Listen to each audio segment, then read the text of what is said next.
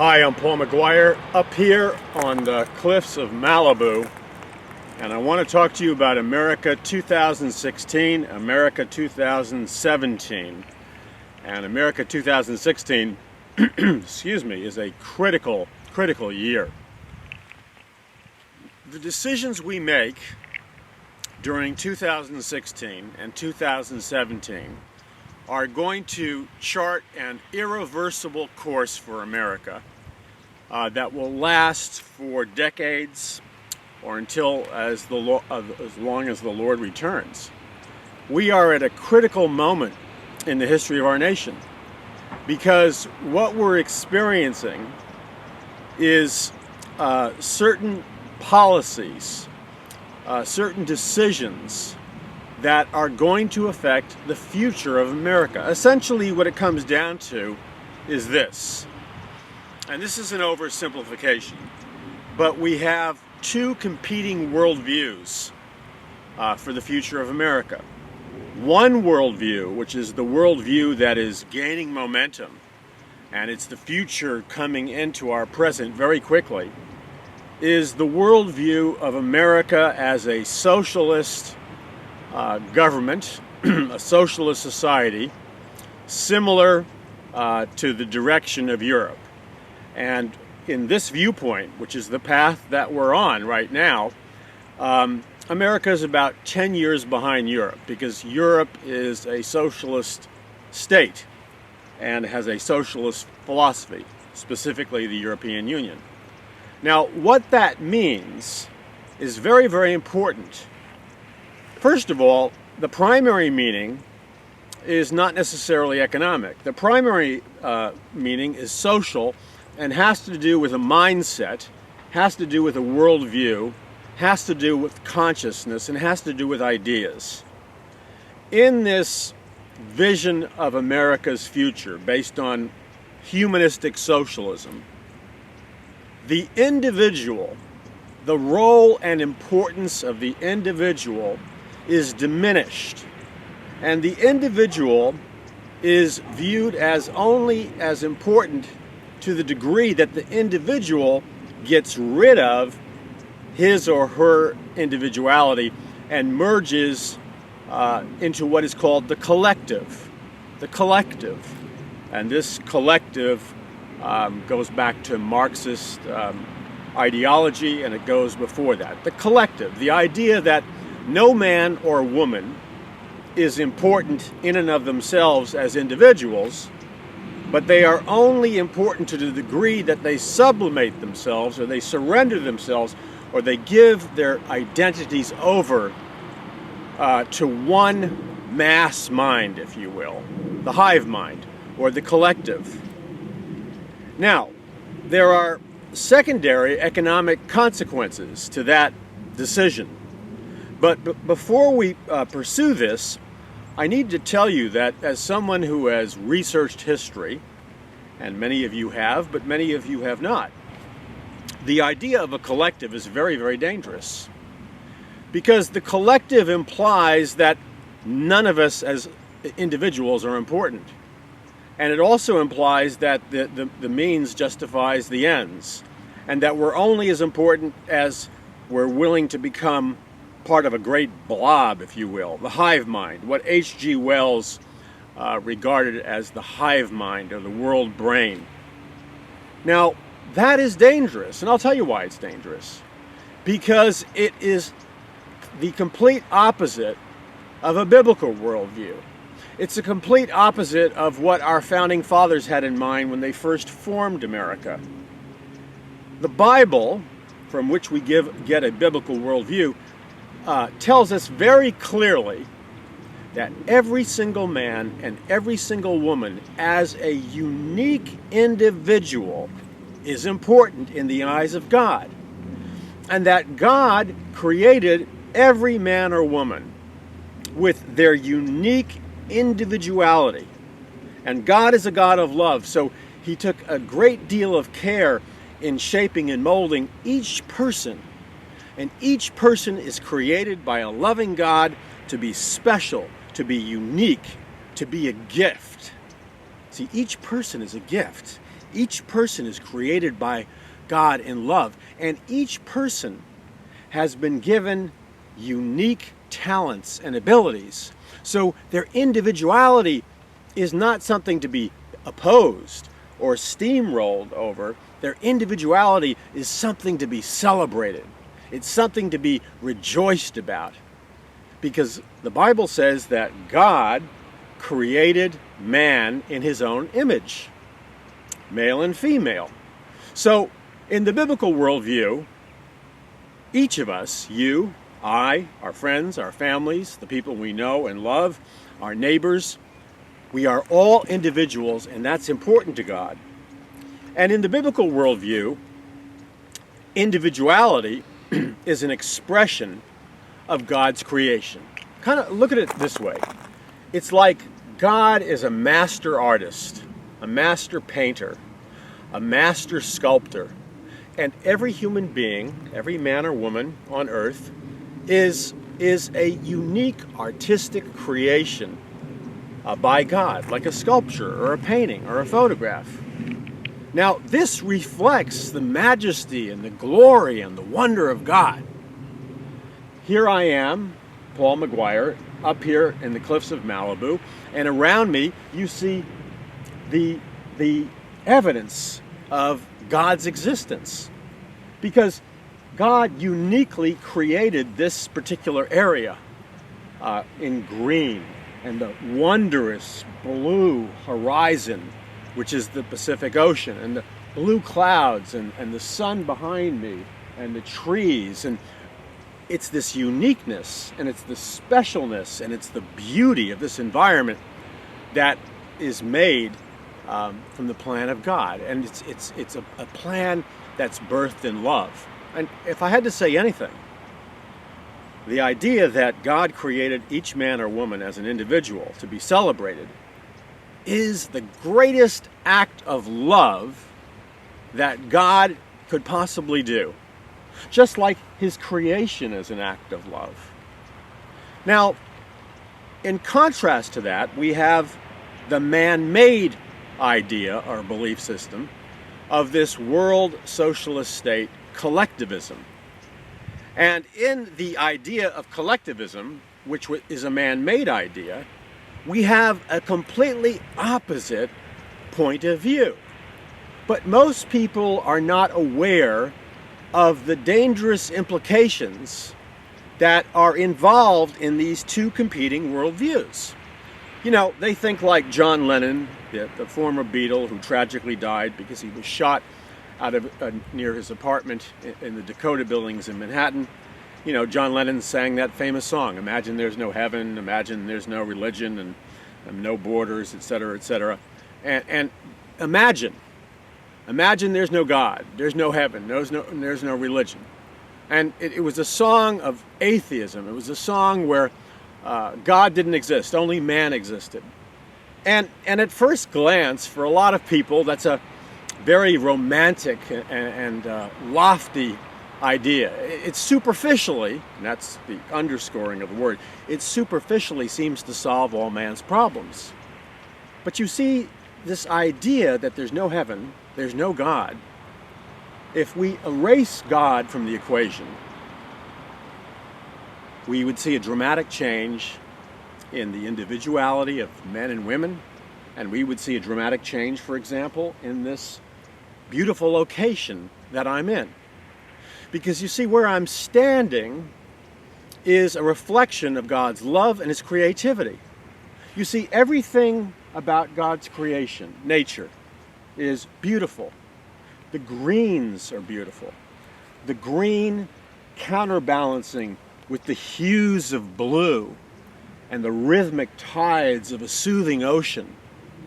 The sound of the ocean waves sweeping across the beach almost sings a lullaby to the soul. It's soothing, it's pleasant, it's rejuvenating. In fact, being out here is like being in God's spa.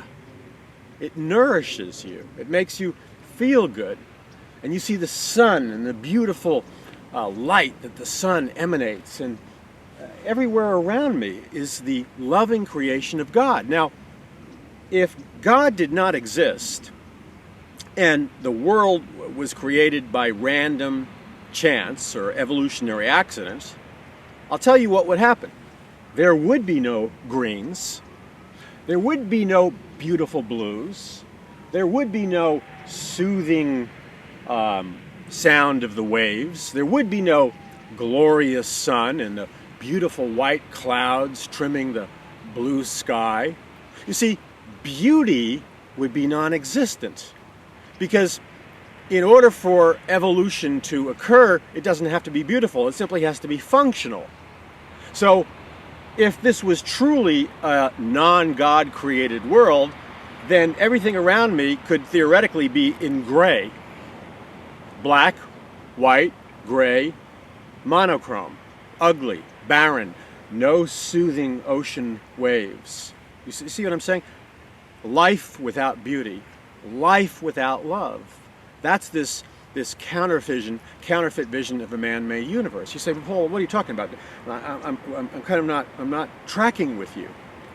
Well, let's look at a lot of the communist nations versus America, the land of the free, or once land of the free. In the communist nations, everything was gray. Nothing was beautiful. Nothing was colorful. There was guards and soldiers and prison camps and grays, and people were starving. Life in these communist, socialist dictatorships, it was without beauty. It was without love. It was without creativity. It was like a giant prison camp. These man-centered ideas of government and society, they literally turned their nations into prison camps. Ugly, barren, cold, austere, lifeless, no love, no color, no joy, no creativity. That is man's world. Now, let's take it back to where we're going in America. In America, we're going to go either in the path of a biblical worldview, where we protect freedom, where we protect the individual, where our motivation is love and creativity and joy and harmony and beauty. We'll either go down that path, which is God's path, by the way, or we'll go down the other path, which is man's idea on how to create paradise in earth, and it will be brutal. It will be a prison camp. There will be mass deaths. There will be barbed wire. There will be guards. There will be grays. There will be blacks. There will be whites, and cold walls and starvation. It will be a world absent of beauty, absent of love, absent of creativity. You say, how can you say that? Well, just look at history. Look how it always plays out in history. Every time, without exception, in history, when a nation or a people chose to go down the pathway of God, or a biblical worldview, beauty, peace, harmony, prosperity resulted. Oh yeah, there were problems, but prosperity and beauty and hope emerged. But every time man decided to go in the direction of man-made ideas, you saw cruel revolutions. Hundreds of millions of people tortured, confined, killed by Chairman Mao, by the communist revolutionaries, by North Korea. You see, man and man-made ideas about life and government always produce tyranny, ugliness. They're always devoid of love, of life, and creativity. And so it's a simple choice, but the choices we make in 2016, 2017 are monumental, because we're either going to go on the fast track down the right road or the wrong road. Now, I have been so concerned about this that I have recently written a brand new edition with completely new material of my book, A Prophecy of the Future of America. But this new edition is called A Prophecy of the Future of America 2016-2017. And I'm pouring my life into this book. I'm pouring my heart into this book, because in it I communicate as succinctly as I possibly can what the stakes are, what we need to do, how we can avoid the great dangers ahead. But most of all, I warn that the decisions we make in 2016 and 2017 are irreversible. And then I talk about the fact in my brand new book, A Prophecy of America 2016-2017, I talk about the fact that all things are possible with God, and that even though it may look like we're going down the wrong path, at this point at least, it's not too late to change the road we're on, the path we're on. If we will seek the face of God in repentance, if we will call upon the supernatural power of God, because all things are possible with God, and if we will, as individuals created in the image of God, if we will ask God and harness His supernatural power, I believe with all my heart that we can experience supernatural, divine intervention in America in 2016 and 2017. I believe that we can experience a third Great Awakening in the same level of power that America experienced the first Great Awakening.